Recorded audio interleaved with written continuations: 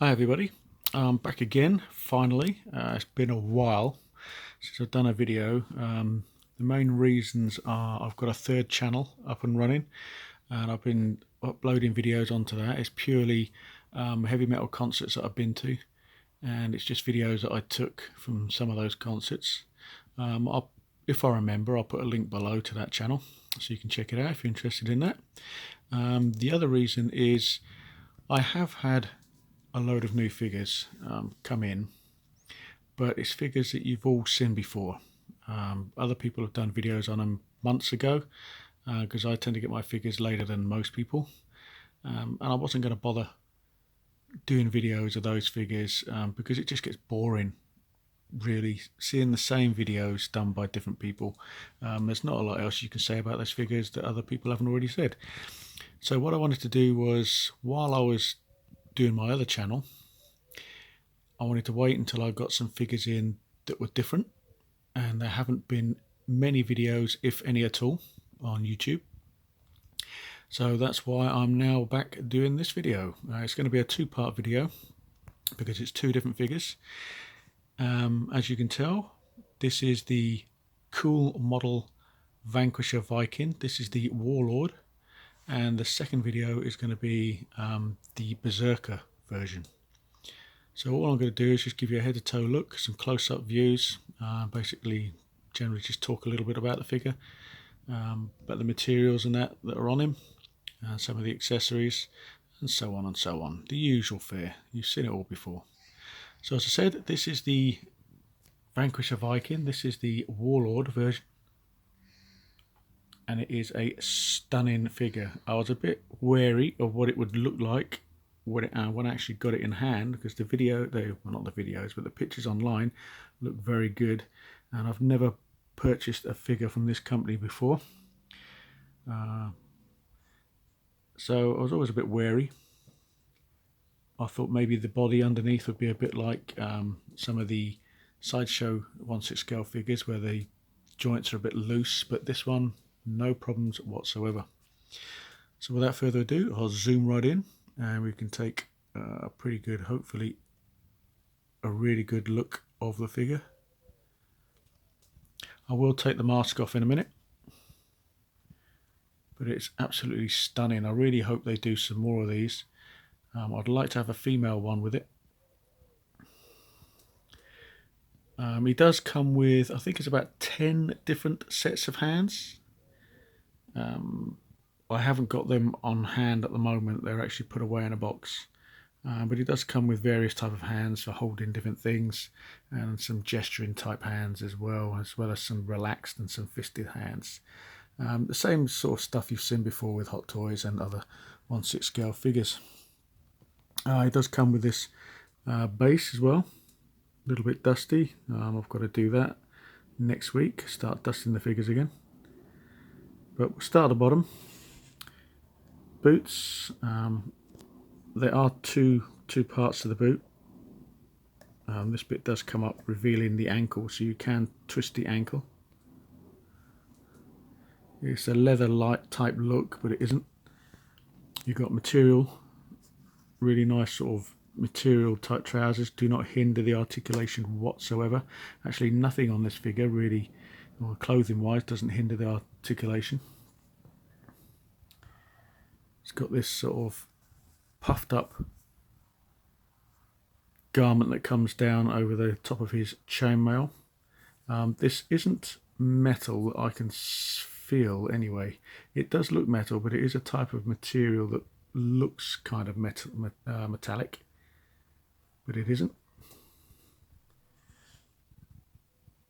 These are all plastic arm guards with a leather type look underneath on the other side, but it is actually like a material, but it's not actual leather. Same as the shoulder pads. These aren't metal, they're plastic. This is quite loose as well, so it doesn't hinder the arm articulation. You've got the fur type material underneath as well. Comes with this awesome sword, and this is metal. It's an actual metal sword. Really nice. And these figures are fairly cheap for what they are. I was very impressed with them. Move them around a little bit. The belts you have to put on, they're a bit of a pain in the arse to put on. You've got these little pouches as well. It's a pleather type material that you have to slip onto the belt. Moving on round to his scabbard, or his sheath should I say. This is all plastic, there's no metal parts on this at all. And you can see you just clip it over the top of the belt, the same as his water pouch. Again, it isn't leather, it's a pleather type material, but it does feel like leather. Again, you just clip that over. This guy comes with two different belts you have to put on, as I say. This axe here is metal as well. You get a little ring here, you can just see it, leather type ring that you have to slip through the belt, and it's got another part of it as well, you just slip the axe straight through.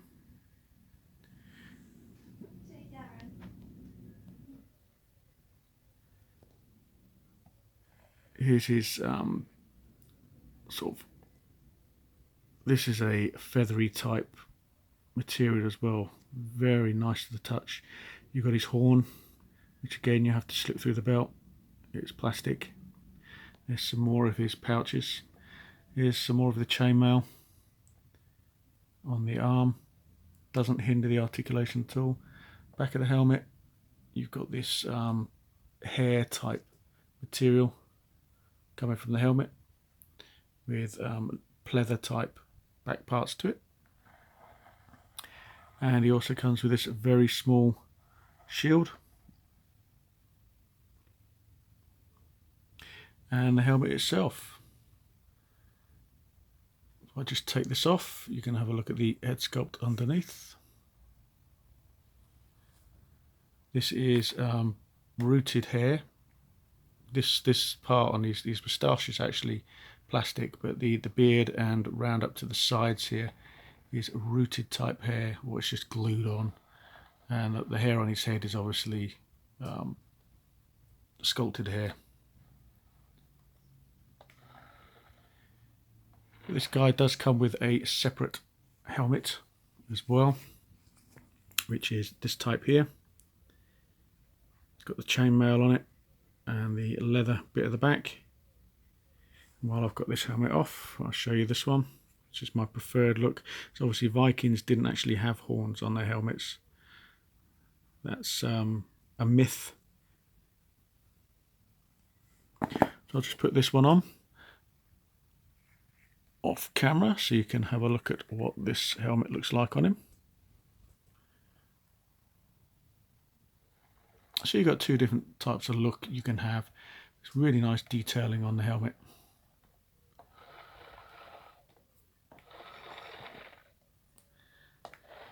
If you're thinking of getting this figure, one thing I will stress, be careful of this. Mine come unglued. I had to re-glue it back on when I was messing about with the figure. So just put a pause in here and put the my preferred helmet back on him. So there you go, just a quick look round the Coomodel Viking Vanquisher, the Warlord version. As I say, the next video is going to be the second figure in this series, which is the Berserker, which has a different look altogether. But I thought this would be a great video to sort of come back onto my channel with, as it's one that hasn't really been shown. I've not really seen any videos on YouTube at the time of me making this video anyway, of these figures. They're still out there. You can get them from 1/6 kit, which is where I got these from. And I think if you join some Facebook groups, there are a couple of Facebook groups that actually sell these as well, like TNS figures, to name one. But I say I got this from 1/6 kit, and it come really quickly. I think I pre-ordered it about a year ago, and it when it actually come up for actual distribution, I got it within 4 or 5 days of it being released. So yeah, there you go. There's the Warlord. Next up, it's the Berserker.